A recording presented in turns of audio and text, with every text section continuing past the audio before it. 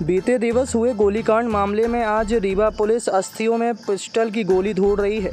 Tractor मालिक और driver के बीच हुए विवाद में ड्राइवर के पिता की गोली लगने से मौत हो गई थी, जिसके बाद पोस्टमार्टम में उस गोली को न मिलने के बाद अब अंतिम संस्कार में राख फूलों में गोलियां ढूंढ रही है पुलिस। आपको बता दें कि रीवा जिले के जवा थाना क्षेत्र अंतर्गत बीते दिनों एक ट्रैक्टर मालिक और चालक के बीच ट्रैक्टर चलाने की बात को लेकर विवाद हुआ था, जिसके बाद चालक को घर में बुलाकर आरोपी ट्रैक्टर मालिक ने उसके साथ मारपीट की थी। घटना के बाद चालक अपने घर पहुंचा और घटना की जानकारी अपने परिजनों को दी थी, जिसके बाद चालक के पिता ने ट्रैक्टर मालिक को फ़ोन किया। बातचीत के दौरान आरोपी ट्रैक्टर मालिक भड़क गया और अपने साथियों के साथ ट्रैक्टर चालक के घर पहुंचकर उसके पिता पर पिस्टल से फायरिंग कर दी गई थी। घटना में पिस्टल से निकली गोली ट्रैक्टर चालक के पिता के सीने में जा लगी, जिसके बाद उसकी घटनास्थल पर ही मौत हो गई और वारदात के बाद आरोपी मौके से फरार हो गए थे। बता दें कि मामला जवा थाना क्षेत्र अंतर्गत जनकाही गांव का है। यहां पर रहने वाले रामलाल केवट गांव का ही अनिल पटेल के यहां ट्रैक्टर की ड्राइवरी का काम करता था। बीते 3 जून को ड्राइवर रामलाल केवट ट्रैक्टर चलाकर वापस मालिक अनिल पटेल के घर में ट्रैक्टर को खड़ा कर दिया और मां की तबीयत खराब होने के कारण वापस अपने घर जाने लगा। इसी दौरान मालिक अनिल पटेल ने ड्राइवर को ट्रैक्टर से एक ट्रिप और मारने के लिए कहा।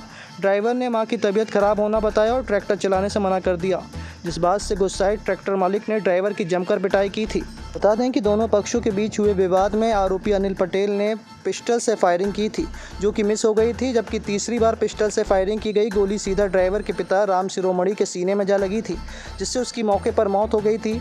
सूचना मिलते ही मौके पर पहुंची टीम द्वारा जांच शुरू करते हुए मृतक राम शिरोमणि के शव की पंचनामा कार्रवाई करके शव को पोस्टमार्टम के लिए भेजा गया था, जिसमें गोली नहीं मिली और जिसके बाद अब अस्थि कलश में पुलिस उसकी गोली तलाश कर रही है।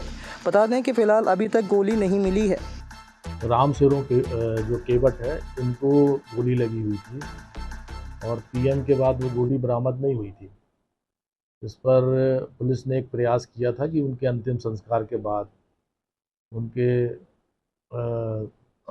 शव का जब अग्नि दहन हुआ तो उसमें जो राख थी उससे ढूंढने का प्रयास किया गया था, किंतु उसमें सफलता नहीं मिली और उस राख में वो गोली की जो मेटल है वो नहीं प्राप्त हो पाया।